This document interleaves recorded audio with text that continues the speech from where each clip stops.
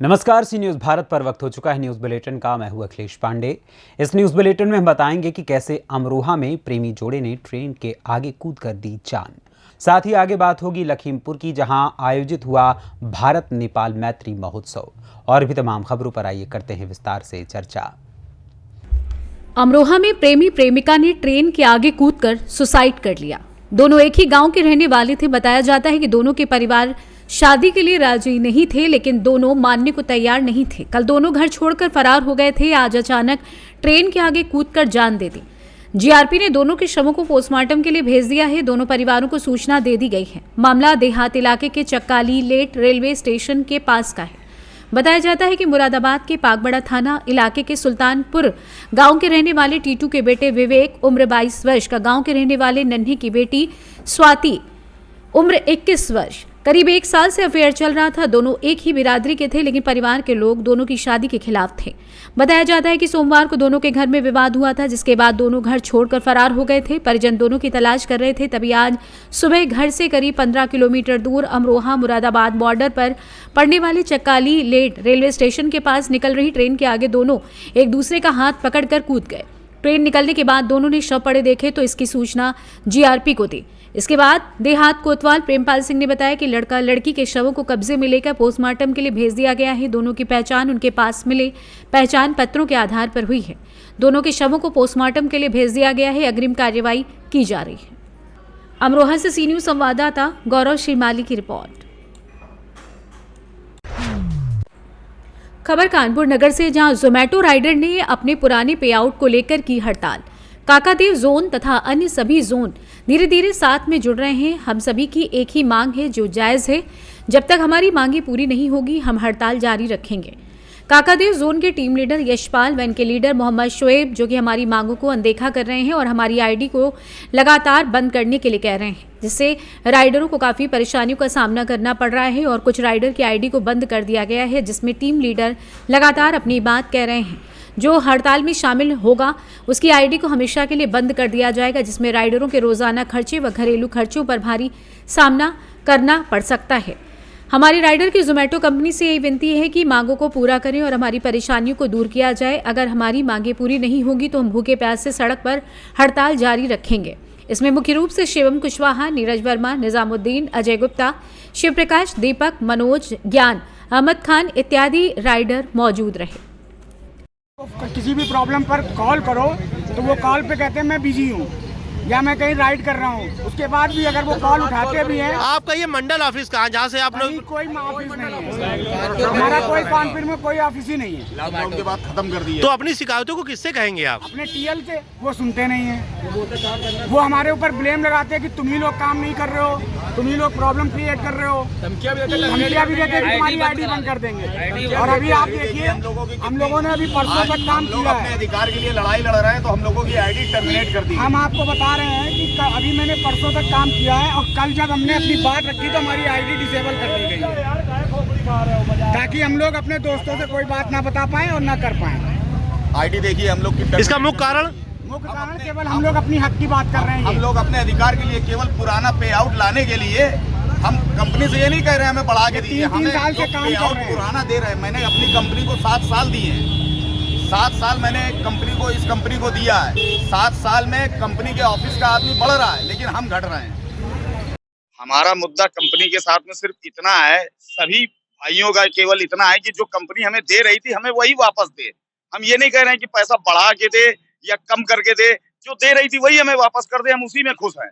जैसे हम काम कर रहे थे वैसे ही हम काम करते रहेंगे और पूरी एकाग्रता के साथ, ईमानदारी के साथ काम कर रहे हैं हम लोग और लगे रहते हैं। तीज हो, त्योहार हो, किसी भी प्रकार की कोई बात होती है, हम लोग सब कुछ खुद ही हैंडल कर लेते हैं। कंपनी का कोई भी बंदा हमारे पास में नहीं आता है पूछने के लिए। हम रिक्वेस्ट ये करना चाहते हैं कि हमें कम से कम इतना तो दे जो दे रही थी, अब वो भी खत्म करती चली जा रही है।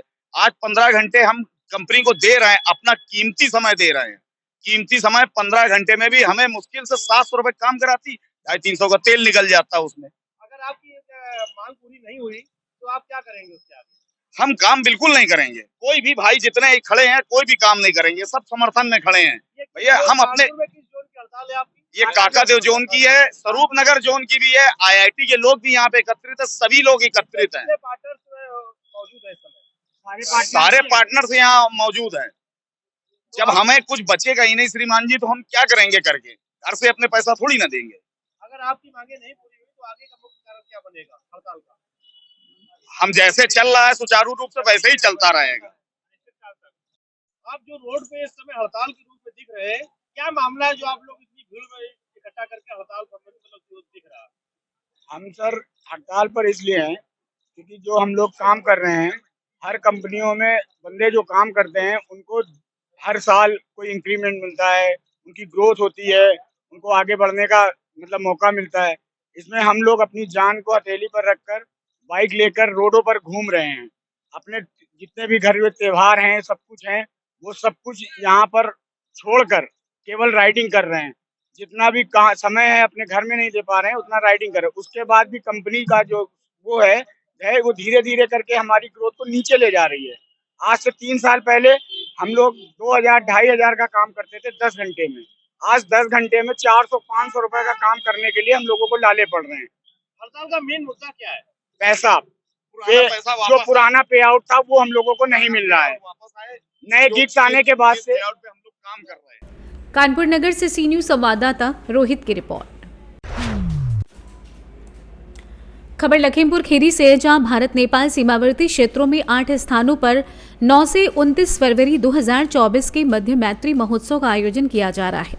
संस्कृति पर्यटन विभाग उत्तर प्रदेश एवं जिला प्रशासन खीरी के संयुक्त तत्वाधान में चंदन चौकी के एकीकृत जनजाति परियोजना कार्यालय में आयोजित किए जा रहे 1 दिवसीय भारत नेपाल मैत्री महोत्सव का आयोजन 26 फरवरी को अपराह्न 2 बजे से रंगारंग आगाज से शुरू हुआ। जानकारी देते हुए परियोजना अधिकारी यूके सिंह ने बताया कि रघुवीरा नृत्य नाटिका, भारतीय लोक नृत्य व्यंजन एवं हस्तशिल्प प्रदर्शनी, भारत नेपाल परिधान प्रदर्शन शो, लोक नृत्य show, Bharat Nepali fusion band show, dance of UP fusion show, लोक नृत्य शो, हिंदी, भोजपुरी, मैथिली एवं नेपाली गायकों की प्रस्तुति, तराई सीमा जनपदों में सांस्कृतिक यात्रा, नेपाली डांडिया, बांसुरी, घाटू, मारूनी आदि नृत्य की प्रस्तुति भारत नेपाल मैत्री महोत्सव के मुख्य आकर्षण रहे। ये कार्यक्रम राज्य के 8 सिद्धार्थनगर, महाराजगंज, कुशीनगर, बलरामपुर, श्रावस्ती, बहराइच, लखीमपुर खीरी व अंतिम कार्यक्रम 28 व 29 फरवरी को पीलीभीत में समाप्त होगा। उन्होंने बताया कि इस कार्यक्रम का मुख्य उद्देश्य भारत व नेपाल के नागरिकों के बीच आपसी मतभेदों को बुलाकर मैत्री करने एवं हिंदू संस्कृति का प्रचार प्रसार करना है। इस दौरान नेपाल राष्ट्र के सांसद रेशम चौधरी, विधायक सीडीओ खीरी अनिल कुमार सिंह, उपजिलाधिकारी पालिया कार्तिकेय सिंह, थारूग्राम के प्रधान सहित एसएसबी व पुलिस विभाग मौजूद रहा। लखीमपुर खीरी से सी न्यूज संवाददाता राहुल गुप्ता की रिपोर्ट। खबर शाहजहांपुर से है, जहां थाना कांट क्षेत्र अंतर्गत ग्राम जराबन में दर्दनाक हादसा हो गया, जहां हाई स्कूल का पेपर देने जा रहे छात्र छात्राओं से भरी कार का टायर फट गया। टायर फटने से अनियंत्रित कार पेड़ से जा टकराई। तेज रफ्तार के चलते जहां कार के परखच्चे उड़ गए, वहीं कार में सवार 4 छात्र छात्राओं की मौके पर ही दर्दनाक मौत हो गई, जबकि कार में सवार 7 लोग घायल हो गए। मौके पर पहुंची पुलिस ने सभी घायलों को मेडिकल कॉलेज में भर्ती कराया है, जहां उनकी हालत गंभीर बनी हुई है। दरअसल घटना थाना कांट क्षेत्र के जरावन गांव की है, जहां थाना कांट क्षेत्र के ही गांव वरेंडा से छात्र और छात्राएं हाई स्कूल का पेपर देने जैतीपुर जा रहे थे। इस दौरान स्टेट हाईवे जरावन के पास तेज रफ्तार कार का टायर फट गया, जिससे कार अनियंत्रित होकर सड़क किनारे खड़े पेड़ से जा टकराई। टक्कर इतनी भीषण थी कि कार के परखच्चे उड़ गए। वहीं कार में सवार 2 छात्र तथा 2 छात्राओं की मौके पर ही दर्दनाक मौत हो गई। कार में सवार ड्राइवर सहित 7 लोग घायल हो गए। बता दें, सूचना के बाद मौके पर पहुंची पुलिस ने सभी को एम्बुलेंस की मदद से मेडिकल कॉलेज में भर्ती कराया है, जहां छात्र और छात्राओं की हालत गंभीर बनी हुई है।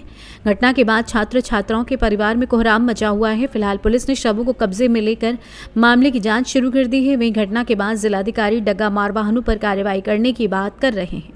जनपद शाहजहांपुर के थाना कांट क्षेत्र के अंतर्गत ग्राम जरावन में आज सुबह एक लोको गाड़ी जिसमें कि 10 छात्र छात्राएँ सवार थी, जो परीक्षा देने के लिए जैतीपुर जा रहे थे।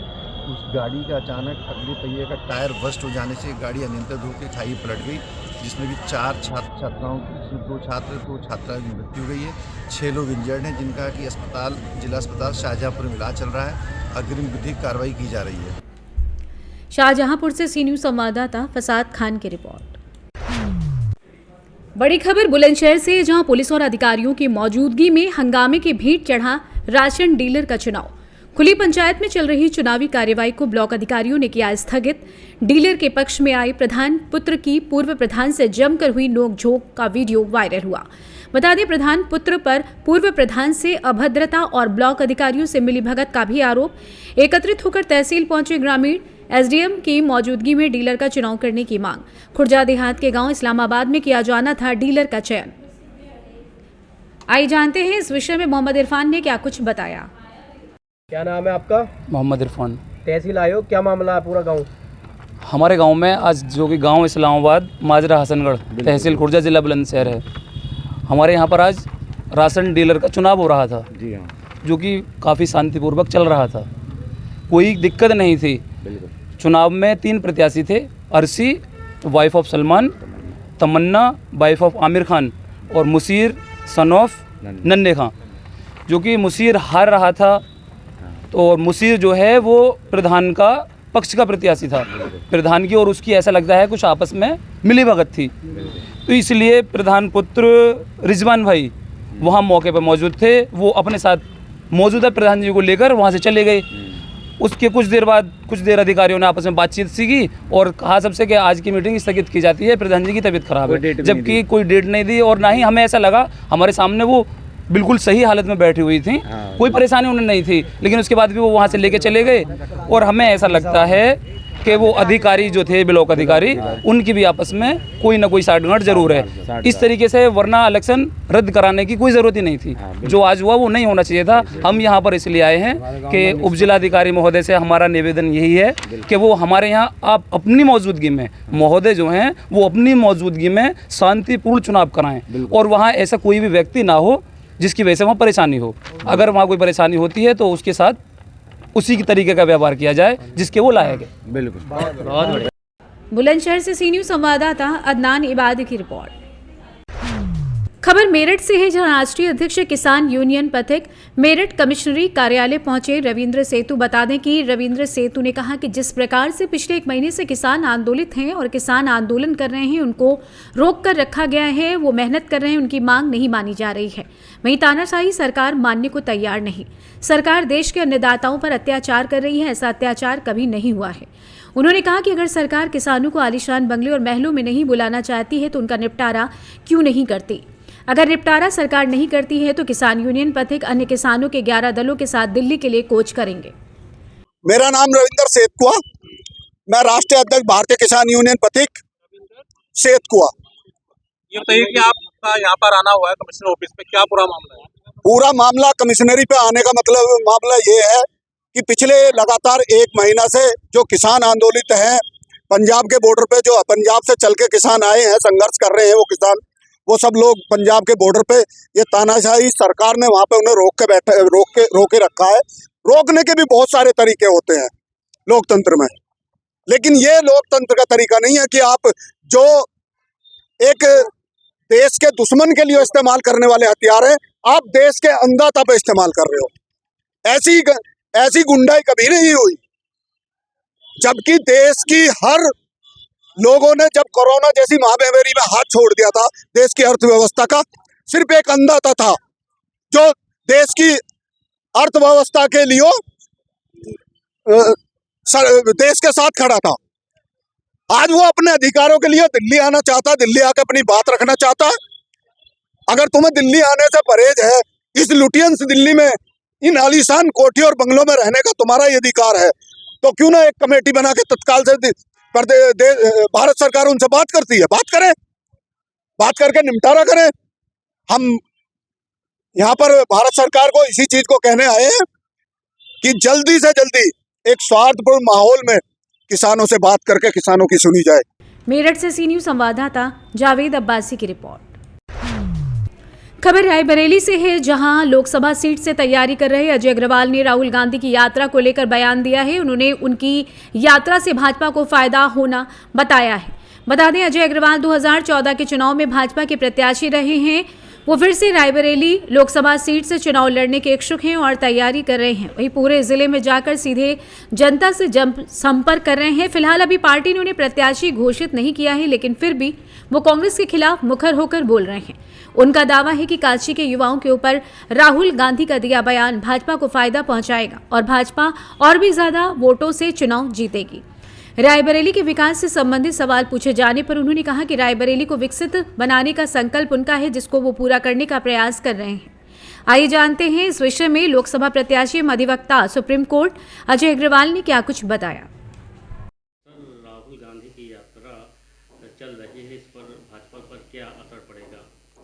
देखिए, राहुल गांधी की जो यात्रा निकल रही है उससे भाजपा का ज़बरदस्त प्रचार हो रहा है और भाजपा जहाँ जहाँ जा रही है भाजपा का ग्राफ और भी ज़्यादा बढ़ता जा रहा है। क्योंकि अभी जब वो आए थे यहाँ पे रायबरेली में, उससे 1-2 दिन पहले जब बनारस में उन्होंने एक बयान दिया, यहीं पे बयान दिया बनारस के युवाओं के बारे में रायबरेली में ही, और कहा कि शराब पी के लौट रहा है युवा जो है, और इस प्रकार की बात उन्होंने करी और उससे बहुत बड़ा रिएक्शन हुआ पूरे देश के यूथ के ऊपर। यही नहीं केवल रायबरेली के, इस प्रकार का युवाओं के ऊपर इस तरह से टिप्पणी करना एक नेता का, जो कि कांग्रेस के सबसे बड़े नेता माने जाते हैं, तो इससे भाजपा को बहुत लाभ हो रहा है। और मैं कहता हूँ कि यात्रा खूब चलती रहे लगातार, जैसे भाजपा का और ग्राफ बढ़ता ही चला जाए। मतलब जहाँ पे अगर हम 2 लाख वोट से जीत रहे हैं तो 2.5 लाख वोट से जीतेंगे, कहीं 4 लाख वोट से जीत रहे हैं तो 5 लाख वोट से जीतेंगे। तो ये स्थिति होनी चाहिए। जहाँ जहाँ उनकी यात्रा जा रही है भाजपा बहुत बढ़ती जा रही है। सर, रायबरेली के लिए आपने कोई एजेंडा तैयार किया, वो एजेंडा क्या होगा? देखिए, रायबरेली के विकास के लिए मैं वचनबद्ध हूँ और मैंने ये कहा है कि अपना शेष जीवन रायबरेली के विकास के लिए ही न्यौछावर करूँगा और उसका डिटेल एजेंडा हम बनाए जा रहे हैं। हमने सारी समस्याएं कल मांगी भी हैं। जितने हमारे पास लोग थे, करीब 1000 लोग जो हमारे मोबाइल से जुड़े हुए हैं, व्हाट्सएप पे जुड़े हुए हैं। रायबरेली से सी न्यूज संवाददाता इंद्रेश की रिपोर्ट। खबर रेवाड़ी से, जहां कहते हैं कि अपराधी कितना भी शातिर क्यों ना हो, कानून के लंबे हाथ एक न एक दिन उसकी गर्दन तक पहुंच ही जाते हैं। ऐसा ही कुछ हुआ जिला रेवाड़ी के एक गांव में, जहां 12 वर्षीय नाबालिग का एक युवक ने अपहरण करने के बाद उसके साथ दुष्कर्म किया और सोमवार जिला झज्जर निवासी रवि नाम के इस आरोपी को रेवाड़ी की फास्ट ट्रैक कोर्ट ने 20 साल की सजा के साथ 45,000 का जुर्माना भी लगाया है। पीड़ित पक्ष की तरफ से पैरवी कर रहे जिला उप न्यायवादी जगबीर सहरावत के अनुसार विगत 26 जनवरी 2022 को जिले के गांव में अपने भाई के साथ एक विवाह समारोह में शामिल होने आई 12 वर्षीय नाबालिग बच्ची को उसका एक जानकार युवक घर छोड़ने के बहाने अपनी बाइक पर बैठाकर ले गया और फिर घर के बजाय कहीं और ले जाकर उसके साथ दुष्कर्म किया। आरोपी की गिरफ्तारी और मेडिकल रिपोर्ट व पुख्ता साक्ष्यों के आधार पर जिला सत्र न्यायालय रेवाड़ी की फास्ट ट्रैक कोर्ट ने आरोपी को 20 साल की सजा के साथ 45,000 का जुर्माना भी लगाया है। जुर्माना न भरने की सूरत में आरोपी को 20 महीने की अतिरिक्त सजा भुगतनी होगी। जिला उप न्यायवादी जगबीर सहरावत ने कहा कि मासूमों के साथ दुष्कर्म करने वालों के लिए इस प्रकार की सजा का प्रावधान एक चेतावनी भरा संदेश है, जिससे इस प्रकार के कुकृत्यों में कमी आएगी। तो ये दूसरी ओर उन्होंने कहा कि अभिभावक भी अपने छोटे बच्चों का ध्यान रखें, किसी अनजान पर विश्वास ना करें, क्योंकि ये बच्चियां हमारी और हमारे राष्ट्र की अनमोल धरोहर हैं। आइए जानते हैं इस विषय में जिला उप न्यायवादी रेवाड़ी जगबीर सहरावत ने आगे क्या कुछ बताया। से दुष्कर्म के आरोपी को 20 साल की सजा, क्या है पूरा मामला? जी, ये था 26 जनवरी 2022 का इंसिडेंट है, जब नाबालिग थी, जो अलवत की थी बेसिकली। वो अपने किसी भी विवाह, अपने रिलेटिव के विवाह में शामिल होने के लिए कोई फंक्शन था उसका, झज्जर में आई थी, अपना छोटा ब्रदर उसके साथ था। तो उस वक्त वहाँ से फंक्शन से ही तो एक जो अक्यूज़ड हैं रवि, वो झज्जर के पास के गांव का था, वो उसको किडनैप करके ले गया और उसका बलात्कार किया, उसको रेविस किया। उसके बाद उसकी मदर ने कंप्लेंट करी और after the oral examination and medical examination, तो we have proved this case beyond reasonable doubt. उसके बेस पे माननीय अदालत ने 20 साल की उनको सज़ा सुनाई है और 45,000 रुपये उसको फाइन किया है। सर, जो दोषी है क्या वो पहले जानता था जिसके साथ पीड़िता को? जी, जो दोषी था वो पहले जानकारी में था, उसका रिलेटिव था, वो कहीं ना कहीं उसके रिलेशन में था, वो उसको। रेवाड़ी से सी न्यूज संवाददाता चैन सिंह की रिपोर्ट। खबर आगरा से, जहां थाना हरिपर्वत पुलिस को मिली बड़ी सफलता। धोखाधड़ी कर चांदी गबन करने की घटना में शामिल वांछित अभियुक्त को किया गया गिरफ्तार। पुलिस ने 2486 ग्राम सफेद धातु, एक पीली धातु की अंगूठी और एक कार की बरामद। वहीं एएसपी आदित्य कुमार ने दी मामले की जानकारी।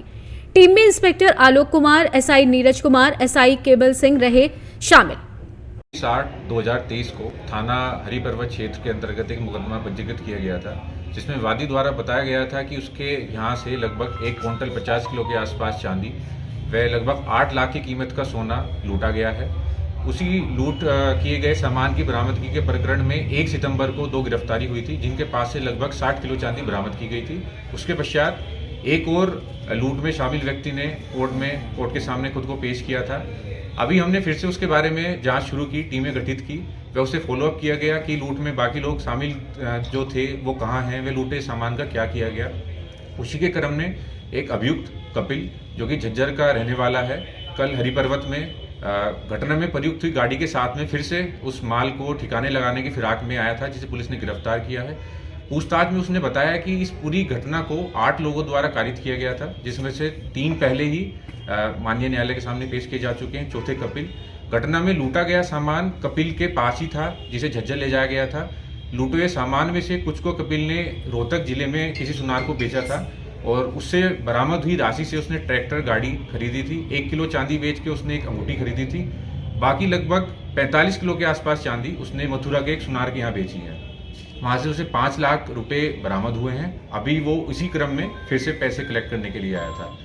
इसके अलावा कुछ छोटे अमाउंट में आपस में डिस्ट्रीब्यूट। आगरा से सी न्यूज संवाददाता अनुज उपाध्याय की रिपोर्ट। फिलहाल के लिए इस न्यूज़ बुलेटिन में बस इतना ही। देश दुनिया की तमाम खबरों के लिए देखते रहें न्यूज़ भारत। हर खबर आपके साथ, आपके हाथ।